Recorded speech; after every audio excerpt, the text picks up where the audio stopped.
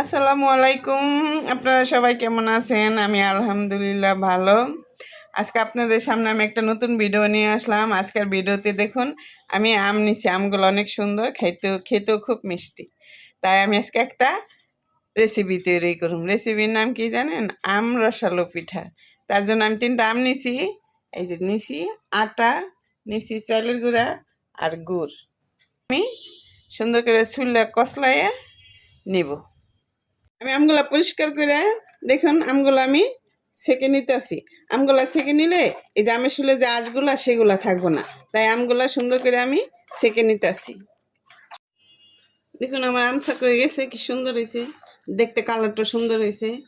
এখন আমি আস্তে আস্তে সব উপকরণগুলা দিয়ে দিব। ফার্স্ট টাইম দিয়ে দিব আটা,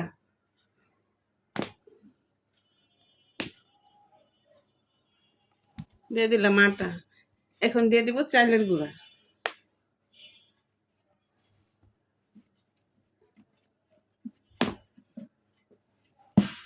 আর দিয়ে দিব আমি স্বাদের জিনিস লবণ,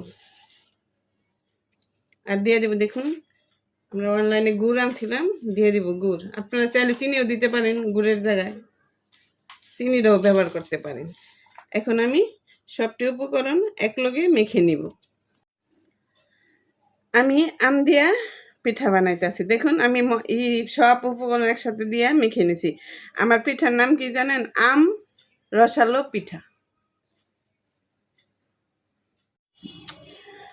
আমি আম রসালো পিঠা ভেজে নেব। তার জন্য দেখুন আমি একটা প্যান বসাইছি, প্যানে তেল দিয়ে দিছি।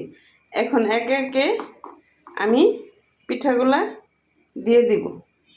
দেখুন এভাবে আমি পিঠাগুলা সুন্দর করে ভেজে নিব।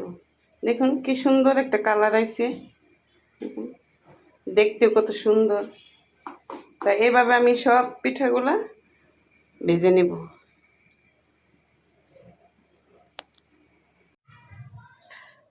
এই যে দেখুন আমাদের আম রসালো পিঠা।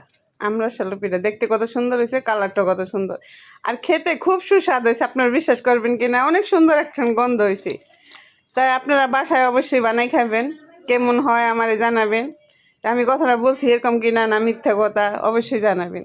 তা আমার ভিডিওটা দেখবেন, আমার চ্যানেলটার পাশে থাকবেন, একটা লাইক দিবেন। আজকে 3টা বছর ধরে ভিডিও করি, আপনারা দেখেন না কেন, দেখেন না জানি না, দয়া করে দেখেন। অনেক কষ্ট করে ভিডিও বানায়, জানেনি তো একটা ভিডিও বানাতে গেলে কত কিছু লাগে আর কতখানি কষ্ট হয়। তা আমার ভিডিওটা দেখবেন। ভালো থাকেন, সুস্থ থাকেন, নিরাপদে থাকেন। আসসালামু আলাইকুম।